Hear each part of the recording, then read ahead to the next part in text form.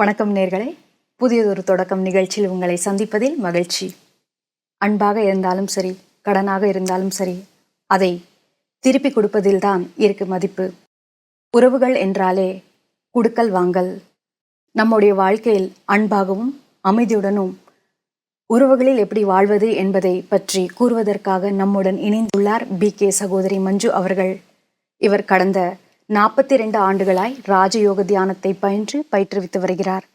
பிரஜாபிதா பிரம்மா குமாரி ஈஸ்வரி விஸ்வவித்யாலயத்தில் தன்னுடைய வாழ்க்கையை அர்ப்பணித்து சேவை செய்து வருகிறார். ஓம் சாந்தி சிஸ்டர். நேர்கள் சார்பாக welcome to the show. Thank you. ஓம் சாந்தி.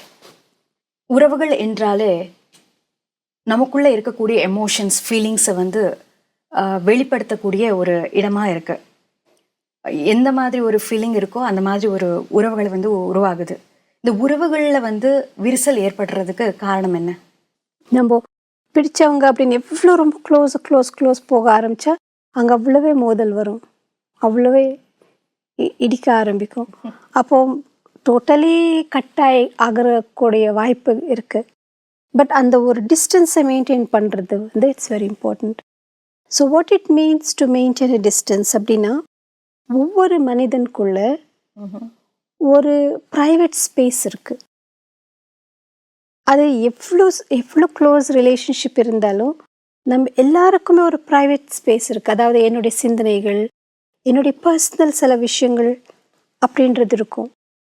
அப்படி இருக்கும் பொழுது அந்த ஒரு ப்ரைவேட் ஏரியாவில் கூட நான் என்டர் பண்ணணும், அது கூட நான் கேப்சர் பண்ணணும், அது மேலே கூட எனக்கு அதிகாரம் உண்டு அப்படின்னு அவ்வளோ நம்ம க்ளோஸில் போகும் பொழுது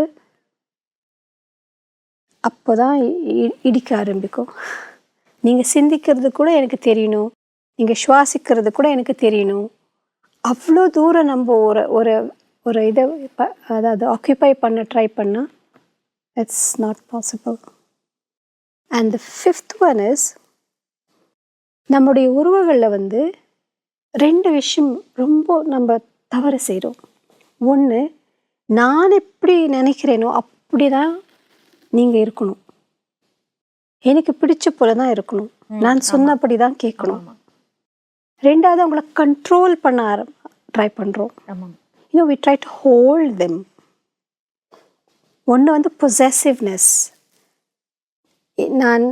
நீங்கள் செய்கிறது எல்லாமே எனக்கு தெரியணும், என்ன பெர்மிஷன் எல்லாமே நீங்கள் செய்யக்கூடாது, நீங்கள் இப்படி உட்காரணும், நீங்கள் இப்படி அசைய வேண்டாம்னு அசையவே கூடாது, சொல்கிற வரைக்கும் அசையக்கூடாது. அவ்வளோ நம்ம கண்ட்ரோல் பண்ண ட்ரை பண்ணுறோம். எனக்கு பிடித்த போல தான் நீங்கள் இருக்கணும் அப்படின்னு நான் நினைக்கிறேன். அப்படி நம்ம ஒரு மனிதன் எக்ஸ்பெக்ட் பண்ணால் சீக்கிரம் முடிஞ்சு போயிடுது, தாங்க முடிய மாட்டேங்குது. எனக்கு பிடிச்ச போல நீங்கள் இருக்கணும், என்னுடைய இதுலேயே நீங்கள் அடிமையில் இருக்கணும், நான் சொன்னபடி நீங்கள் கேட்கணும் நான் எக்ஸ்பெக்ட் பண்ணுறேனோ, இப்போ என்னுடைய ஃப்ரீடம் பறித்து விடுது. நீங்கள் கூட அப்படி எக்ஸ்பெக்ட் பண்ணுறீங்க, நீங்கள் சொன்னபடி நான் கேட்கணும், என்னுடைய கண்ட்ரோல். அப்போ ஒருத்தர் கண்ட்ரோலில் இருக்க முடியாமல், எல்லாமே விட முடியாமல், இருக்க முடியாமல் ரொம்ப கஷ்டப்படுவாங்க. அப்படி இருக்கும்போது அதுக்கு அந்த அதுக்கு உருவம் அப்படின்னு சொல்ல முடியாது. It's called as like bondage, ஒரு பந்தனம் போல ஆகிடும். இந்த எலி அந்த கூண்டில் மாட்டிடும்ல, எங்கே மாட்டி திண்டாடிட்டு இருக்கிறோம், விட முடியாது, பிடிச்சிக்க முடியாது, இருக்க முடியாது, போக முடியாது, வாழ முடியாது. ஸோ இந்த மாதிரி ஒரு ஃபீலிங் மனசில் வருதுன்னா அங்கே அன்பு இல்லை, அங்கே ரிலேஷன்ஷிப் இல்லை, உறவுகள், அங்கே பந்தனம் இருக்குது, பாண்டேஜ் இருக்குது அப்படின்னு அர்த்தம். I am dropped. அங்கே ட்ராப் அப்படின்ற ஒரு ஃபீலிங் வந்தாலே மாட்டிட்டேன், இப்போ எதுவுமே பண்ண முடியாது, இந்த பக்கம் போக முடியாது, அந்த பக்கம் போக முடியாது, விட முடியாது, பிடிச்சிக்க முடியாது அப்படின்ற ஃபீலிங் ஒரு மனிதனுக்கு வந்தால், அது எங்கே இருந்தாலும் சரி, அது வீட்டிலே ஆனாலும், மனிதர்களோட இருந்தாலும், ஆஃபீஸில் இருந்தாலும், எனிவேர் இன் எனி ரிலேஷன்ஷிப், எந்த சம்மந்தம் இருந்தாலும் அந்த மாதிரி ஒரு ஃபீலிங் வந்ததுன்னு வச்சுக்கோங்களேன், அப்போ அவங்க லைஃப் என்ஜாய் பண்ண மாட்டாங்க. இழுத்துட்டு போவாங்க வாழ்க்கையை, ஆனால் அவங்க வாழ்க்கையை என்ஜாய் பண்ண முடியாது. உறவுகளில் ஏற்படக்கூடிய துக்கங்கள், வழிகள் அது நிறைய இருக்கு. வேற விஷயத்துல கம்பேர் பண்ணும்போது வேற விஷயங்கள்ல மெட்டீரியலிஸ்டிக்கா துக்கம் கொடுக்கறதுல விட இந்த ரிலேஷன்ஷிப்ல வரக்கூடிய துக்கங்கள் ரொம்ப பாதிக்குது. அதுலேருந்து வெளியில வர்றதுக்கு ரொம்ப நாளா இருக்கு சிஸ்டர். அது எதற்கு? இதில் 2 விஷயங்கள் இருக்கு. ஒன்று வந்து அட்டாச்மெண்ட். ம்ஹும். இப்போ say for example 2 people are very attached to each other. ம்ஹும். ரொம்ப அவங்களுக்கு அதுக்கு அட்டாச்மெண்ட் மோகம், மோகம், பற்று. பற்று. நிறைய பற்று இருக்குது அப்படின்னு வச்சுக்கோங்களேன். எங்கே பற்று இருக்குமோ அங்கே துன்பம் இருக்குது. ஆஹா. பற்று இருக்கக்கூடிய இடத்துல 2 விஷயங்கள் நடக்கும். ஒன்று, எங்கே பற்று இருக்கோ அங்கே துன்பம், அதாவது துன்பம் மீன்ஸ் ஒரு பெயின், பெயின், வலி இருக்கும். 2வது வந்து இன்செக்யூர் ஃபீல் ஆகும், பயம் ஏற்படும். இப்படி ஆயிடுமா அப்படி ஆயிடுமா, ஸோ பயம் ஏற்படும். பயத்தினால கண்ட்ரோல் பண்ண ஆரம்பிக்கிறாங்களா? பயத்தினால கூட கண்ட்ரோல் பண்ணலாம். இப்போ நீங்கள் குழந்தை அங்கே போகாத இங்கே போகாத, அது மேலே ஏறாத இது மேலே ஏறாத, ஸோ அவங்க விழுந்துடுவாங்க, அதாயிடும் இதாயிடும்ன்ற பயத்தினால கூட அவங்க கண்ட்ரோல் பண்ணி தட்ஸ் ஆல்சோ பாசிபிள். ஆமாம். ஆனால் மோகம், பற்று என்றது இட்ஸ் லைக் அ பொசசிவ்னஸ். பிடிச்சிட்டு இருக்கு. ஆமாம். இப்போ எது பிடிக்குதோ அதை நம்ம ரொம்ப டைட்டாக பிடிக்கிறோம். எது நம்ம ரொம்ப டைட்டாக பிடிக்கிறோமோ அது வெடிஞ்சிட்டு போகக்கூடாது, விழுந்துட்டு போகக்கூடாது, இது ஏதாவது ஆகக்கூடாதுன்றதுனால இன்னும் அதை டைட்டாக பிடிப்போம். ஸோ பயத்தினால அது இன்னும் அதிகமான பற்று அது மேலே ஏற்படும். சரி. So it's connected. அண்ட் இப்போ கிளாஸ் ஜாரை பிடிச்சிட்டு போகிற மாதிரி, இல்லை கிளாஸை சம்திங் லைக் தட். அண்ட் இன்னொரு விஷயம் என்னென்னா, பற்று இருக்கிறதுனால நம்ம வந்து நம்மளுக்கு தெரியாத ஒரு மனிதன் ஏதாவது சொல்லிட்டா அது அவ்வளவா ஃபீல் ஆகாது.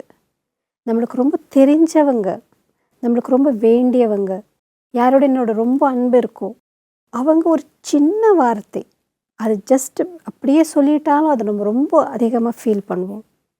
ஏன்னா இந்த பற்றோட எங்கே பற்று இருக்கோ அங்கே எக்ஸ்பெக்டேஷன்ஸ் கூட அதிகமாக இருக்கும். பற்று என்றது அன்பு என்றது 2 different things. ஓ சரி. ஜென்ரலாக நம்ம என்ன நினைக்கிறோம்னா பற்று தான் அன்பு, அன்பு என்றாலே பற்றுன்னு நினச்சிட்டு இருக்கோம் அப்படின்னு நினைக்கிறோம். So they actually not real, so true. இப்போ நீங்கள் பொசசிவ்னஸ் அப்படின்றது வந்து எனக்கு இது பிடிச்சதுனால நான் பிடிச்சி வச்சுருக்கேன். இப்போ எனக்கு ஒரு நாய்க்குட்டி ரொம்ப பிடிக்கும்னு வச்சு, இட்ஸ் வெரி ஸ்வீட், வெரி க்யூட்டாக இருக்குது, அதை நான் பிடிச்சி வச்சுட்டு இருக்கேன். ஏன் ஆனால் பிடிக்குதுன்னு ரொம்ப அப்படி பிடிச்சி வச்சு அது செத்தே போயிடும். அந்த நாய்க்குட்டி மேலே அன்பு அப்படின்றது சொல்லலாமா, அல்லது it's just that I like it, அவ்வளவுதான். பட் லவ்ன்றது ரொம்ப உயர்ந்தது. அதாவது பொதுவாக ஜனங்களுக்கு அன்புக்கும் பற்றுக்கும் ஒரு அட்ராக்ஷனுக்கும் உள்ள வித்தியாசமே தெரியாது இருக்கிறதுனால அந்த பற்று தான், அட்ராக்ஷன் தான் உண்மையான அன்பு அப்படின்னு நினச்சிட்டு இருக்காங்க. அதனால் அவங்கள சுற்றி 10 பேர் இருந்தாலும் எங்கேயோ மனிதர்கள் வந்து அந்த லோன்லினஸ் ஃபீல் பண்ணுவாங்க. இப்போ நம்ம வீட்லேயே நம்ம வந்து ஒரு இன்செக்யூராக ஃபீல் பண்ணுறோம், பயந்து வாழ்ந்துட்டுருக்கோம். ஆமாம். வீடு அப்படின்னா என்ன அர்த்தம்? வாட் when you say ஹோம்னா ஒரு ரொம்ப செக்யூர்டான பிளேஸ். ஹோம் என்றது ஒரு ஃப்ரீடமாக வாழ்றக்கூடிய பிளேஸ். ஹோம் அப்படின்றது என்னோடது அப்படின்றது உரிமையோடு இருக்கக்கூடியது, ஓப்பனாக அதிகாரமாக நம்ம ஏதாவது சொல்லலாம், பேசலாம். ஸோ அப்படி ஒரு பாதுகாப்பான ஒரு இடமானது தான் வீடு அப்படின்றாங்க. எங்கே அன்பு இருக்குது, எங்கே ஒருத்தருக்காக நம்ம சாக்ரிஃபைஸ் கூட பண்ண முடியும். That's place is called as home. இப்போது இது எல்லாமே நம்ம வீட்டில் இருக்கா? நம்மளுக்காக சாக்ரிஃபைஸ் பண்ணுறோம் இருக்கலாம் மேபி, பட் ஒரு ஜென்ரலாக பேசினா நம்மளை புரிஞ்சுக்கிட்டு நான் ஒரு ஓப்பனாக ஃப்ரீடமோட பேசக்கூடிய அது இடமா இருக்கா? அப்படி இல்லைன்னா it's just a building. So home அப்படின்றது, உறவுகள் அப்படின்றது, சம்பந்தம் அப்படின்னா இது எல்லாமே இருந்தால் தான் அங்கே நம்ம செக்யூர்டாக, சேஃபாக, ஃப்ரீயாக ஒரு you feel relaxed, you can take a deep breadth. அப்பாடா எங்கள் வீடு ஸோ அந்த ஒரு ரிலாக்ஸ்ட் ஃபீலிங்கு வந்து நம்ம அங்கே வாழ முடியும். இல்லைன்னா நிறைய பேர் நீங்கள் குடும்பத்தில் பார்த்தா அல்லது ஆஃபீஸில் எப்போ இந்த வீட்டிலேருந்து வெளியே போனால் போதும்னு காத்துட்ருப்பாங்க. ஆமாம். மறுபடியும் அவங்க வெளியிலேருந்து அது எதுக்கு இவ்வளோ சீக்கிரம் நான் வீட்டுக்கு போகணுமா அப்படின்னு நினைப்பாங்க. அந்த ஆஃபீஸ்க்குள்ளே நுழைஞ்சாலே ஐயோ மறுபடியும் அதே ஸ்ட்ரெஸ், எப்போ இந்த ஆஃபீஸ்லேருந்து வெளியே போகணுமா. அதாவது அந்த இடம் வந்து அங்கே உள்ள அட்மாஸ்ஃபியர் வந்து ஒரு ரொம்ப ஸ்ட்ரெஸ்ஃபுல்லாக இருக்கிறதுனால அல்லது அங்கே உள்ள ஹியூமன் பிஹேவியர் அந்த மாதிரி இருக்கிறதுனால they don't feel safe and secured. ரொம்ப அழகாக சொன்னீங்க சிஸ்டர். உறவுகளில் ஏன் விரிசல் வருது அதை பற்றி தெளிவுபடுத்துனீங்க. அது மட்டும் இல்லை, உறவுகளில் வரக்கூடிய அந்த ஃபீலிங்ஸ் வந்து ரொம்ப பாதிக்குது, அது ஏன் அப்படின்னு நீங்கள் விளக்கம் கொடுத்தீங்க. இதை பற்றி மறுபடியும் நம்ம பார்க்கலாம். அதுவரையிலும் நன்றி கூறி விடைபெறுகிறேன். நன்றி, வணக்கம். உறவுகளில் அன்புடனும் அமைதியுடனும் வாழ்வதற்கான வழிகள். மனிதனின் உணர்வுகள் மூலமாக உறவுகள் உருவாகின்றது. எங்கு உறவு இருக்கின்றதோ அங்கு அன்பு இருக்கும். மேலும் எங்கு அன்பு இருக்கின்றதோ அங்கு பகிர்ந்து கொள்தல் இருக்கும். எப்பொழுது எதிர்பார்ப்பு ஆரம்பமாகின்றதோ அப்பொழுது அது உறவாக இல்லாமல் வியாபாரமாக மாறிவிடுகின்றது. எங்கு எதிர்பார்ப்பு அதிகரிக்கின்றதோ அங்கு உறவுகளில் இடைவெளியும் அதிகரிக்கின்றது. அன்பு மிகவும் உயர்வானது. நாம் எப்பொழுது உறவுகளில் ஓய்வாகவும் பாதுகாப்பாகவும் உரிமையாகவும் சுதந்திரமாகவும் இருப்பதாக உணர்கின்றோமோ அதுவே அன்பின் அடையாளமாகும். ஓம் சாந்தி.